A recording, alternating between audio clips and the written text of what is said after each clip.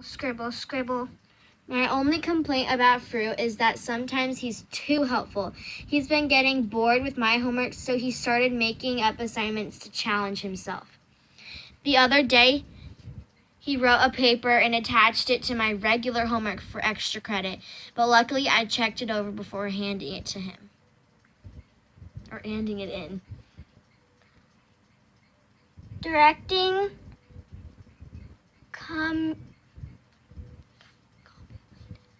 cumulative permeability in physics by Frew, Greg Huffley.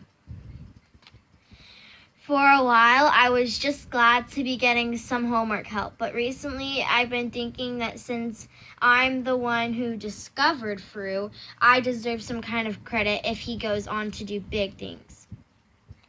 Nobel Prize.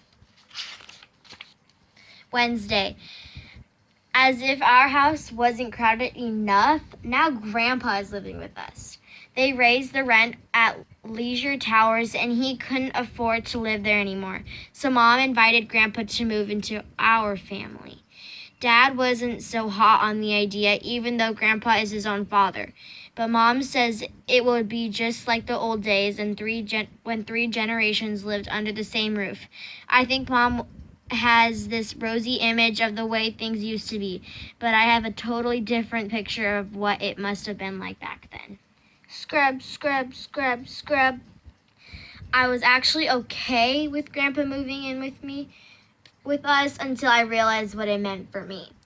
Mom let Grandpa pick any bedroom he wanted, and of course he chose mine. That meant I needed to find a new place to sleep. My first thought was to go to the guest room, but I forgot that's where the pig stays, and there's no way I'm sharing the pull-out couch with a barn animal. I ruled out Roderick's room right away because he might actually be a step down from the pig. My only other choice was to room with Manny. So I got out the air bed and set it up on his floor. But sleeping in Manny's room has its own problems. Mom reads Manny a bedtime story every night, and sometimes they're really long. In fact, lately I think Manny's been picking out the thickest books he can find just to get on my nerves. It's a hole in the ground. There lived a hobbit. Things have been a little tense ever since Grandpa moved in. You can tell he doesn't really approve of the way Mom and Dad are raising us kids, even though he never actually comes out and says it. Mom's been trying to potty train Manny forever, and she's experimenting with something called no pants after dinner, and it's exactly what it sounds like. Skip. What's supposed to happen is that when Manny feels the urge to go, he'll run to the bathroom. But Manny just prances around all night with nothing on below the waist, and eventually he ducks behind the recliner in the family room. Push. I don't think Dad's a huge fan of no pants after dinner, but I can tell he's even more uncomfortable with Grandpa being here to witness it.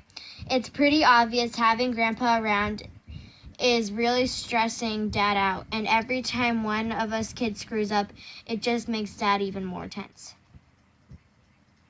Oops.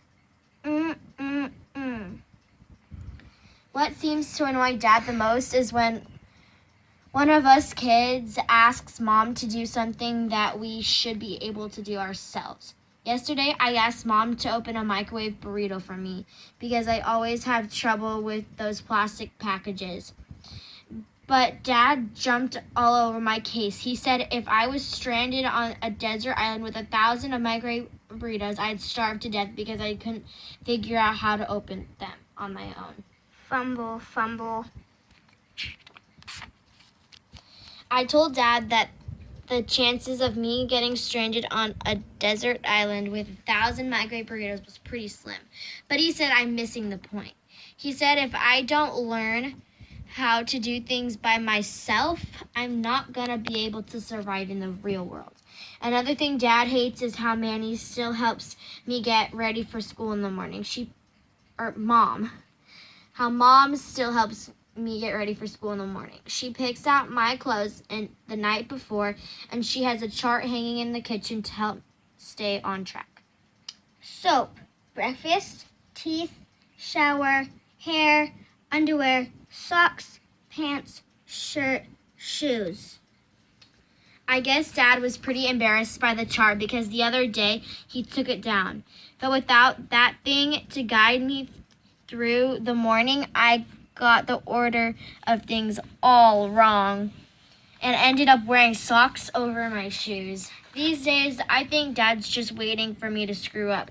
This morning, I forgot to put the cap back on the tube of toothpaste, and Dad was ready to pounce. Ah! I didn't think it was a big deal, but Dad gave me this long speech about how little things have big consequences. He said if I was a kid growing up in a frontier times and it was my job to tighten the bolts on the wagon wheels, but I forgot to, then the wheels would fall off and our family would get eaten by wolves. I thought Dad was being kind of dramatic, but it did make me feel a little guilty about the toothpaste cap. Ma, Pa, Brother, Junior. I'm not the only one who's been getting on Dad's nerves, though. Lately, Roderick's been getting under Dad's skin, too. Whenever Roderick needs gas for his van, he hits Mom up for money. But a few nights ago, he made the mistake of doing it in front of Grandpa. Dad said that from now on, Roderick has to pay for his own gas. And when Roderick asks how he was supposed to do that, Dad said it was time for him to get a job.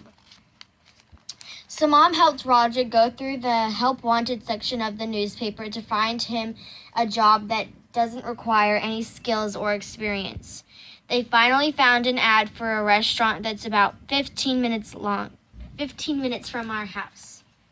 Wanted. Seeking motivated individuals to join the team at the old-timey ice cream parlor